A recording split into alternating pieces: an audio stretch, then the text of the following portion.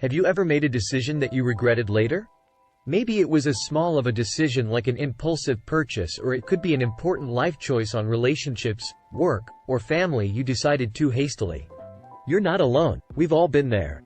But what if I told you that your thought process might be the culprit? What if I told you that by understanding how your mind works, you can avoid making these types of mistakes and make better choices? Well, then you are in the right place, because that's exactly what Thinking, Fast and Slow by Daniel Kahneman is all about. In Thinking, Fast and Slow, Nobel Prize-winning economist Daniel Kahneman takes readers on a journey through the two distinct systems of thinking that govern our minds. Drawing on decades of research in psychology and behavioral economics, Kahneman introduces the reader to the intuitive and often irrational System 1, as well as the more logical and analytical System 2. Through a series of engaging anecdotes, thought experiments, and case studies, he reveals how these two systems shape our perceptions, judgments, and decisions in both predictable and surprising ways. The book is valuable to readers because it provides a deep understanding of how the human mind works, and how we can avoid the pitfalls and biases that often lead to poor decision-making. By exposing the flaws and limitations of our thinking, Thinking, Fast and Slow offers practical insights that can help readers make better choices, improve their critical thinking skills, and become more effective problem solvers. The book is structured in 5 main parts, and in this video, we will explore the insights discussed in each of the parts in detail. In Part 1 of Thinking, Fast and Slow, Daniel Kahneman introduces the concept of two thinking systems that operate in the human mind: System 1 and System 2. System 1 is fast, intuitive, and operates automatically, while System 2 is slow, deliberate, and requires conscious effort. Kahneman explains that these two systems work together to shape our thoughts and behaviors, but they are not always in sync. System 1 often jumps to conclusions and relies on heuristics and biases, while System 2 is more rational and logical. To improve decision-making and avoid common thinking errors, Kahneman advises readers to become more aware of the operation of these two systems and to deliberately engage System 2 thinking when making important decisions. This means taking the time to reflect, asking critical questions, and considering alternative viewpoints. Kahneman emphasizes that this is not easy, as System 1 thinking is constantly at play and can be difficult to override. However, he provides various examples throughout the section to illustrate how we can train ourselves to be more aware of our thinking processes and make better decisions. One of the key takeaways from Part 1 is that we tend to rely too heavily on System 1 thinking, which can lead to errors and biases. Kahneman encourages readers to slow down and engage System 2 thinking to avoid these pitfalls. For example, when faced with a complex decision, taking the time to gather more information, weigh the pros and cons, and seek out expert opinions can help us make more informed choices. Another important insight from Part 1 is that our emotions and intuitions often influence our thinking more than we realize. Kahneman argues that we are not always in control of our thoughts and behaviors, and that our unconscious mind plays a powerful role in shaping our decisions. By becoming more aware of these underlying influences, we can gain greater control over our thinking and behavior. Overall, Part 1 provides a foundational understanding of the two thinking systems that operate in our minds and offers practical advice for improving decision-making and avoiding common thinking errors.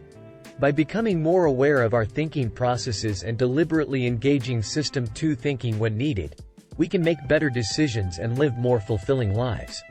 In Part 2, Daniel Kahneman delves deeper into the concept of heuristics and biases, which are mental shortcuts that System 1 thinking uses to simplify complex decisions. While heuristics can be helpful in some situations, they can also lead to errors and biases that can negatively impact decision-making.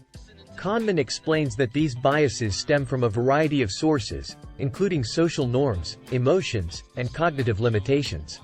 He provides numerous examples throughout the section to illustrate how these biases can affect our thinking, from the availability bias, where we overestimate the likelihood of events that are more memorable or salient, to the framing effect, where our decisions are influenced by how information is presented to us. To overcome these biases and improve decision-making, Kahneman suggests several strategies. First, he recommends becoming more aware of our biases and the situations in which they are likely to occur. This means actively seeking out alternative viewpoints and considering multiple sources of information. Second, he encourages readers to engage System 2 thinking when making important decisions. This involves slowing down, reflecting on the available information, and actively questioning our assumptions and biases. By doing so, we can make more informed and rational decisions that are less influenced by heuristics and biases. One key insight from Part 2 is that biases are often deeply ingrained and can be difficult to overcome. Kahneman notes that even trained professionals, such as doctors and financial advisors, are susceptible to biases in their decision-making. Therefore, it is important to approach decision-making with humility and an awareness of our own limitations. Another important takeaway is that biases can be amplified by group dynamics and social norms.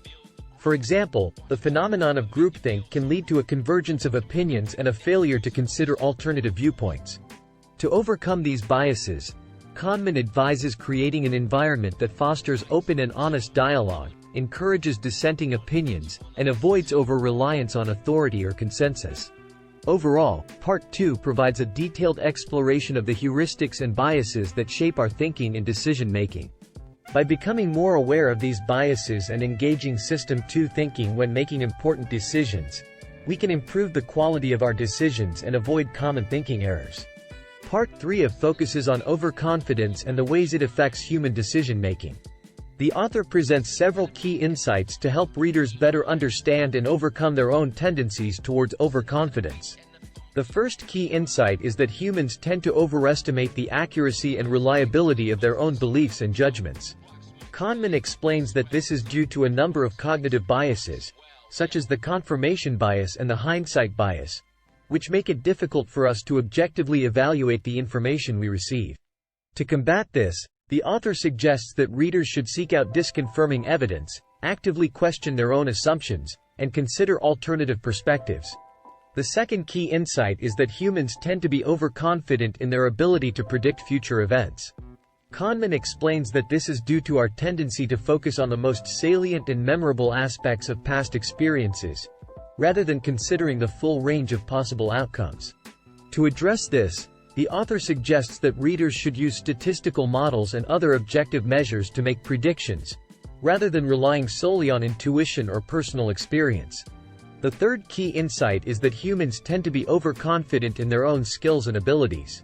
Kahneman explains that this is due to a number of cognitive biases, such as the illusion of control and the planning fallacy, which lead us to believe that we have more control over our environment than we actually do. To counteract this, the author suggests that readers should seek out feedback from others, set realistic goals, and be open to the possibility of failure. Throughout the section, Kahneman provides numerous examples and case studies to illustrate the ways in which overconfidence can impact decision-making. For instance, he discusses the case of long-term capital management, a hedge fund that failed spectacularly in the late 1990s due to overconfidence in their own mathematical models. He also discusses the tendency of political forecasters to make overly confident predictions about election outcomes, despite a long history of inaccurate forecasts.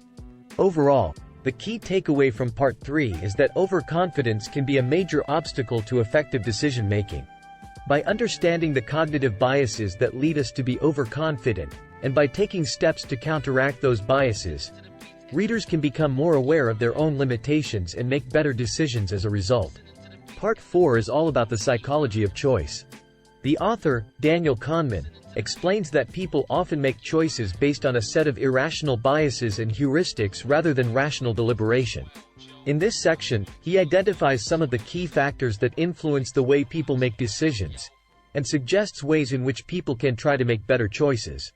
One of the key insights in this part is that people often struggle to make choices between different options.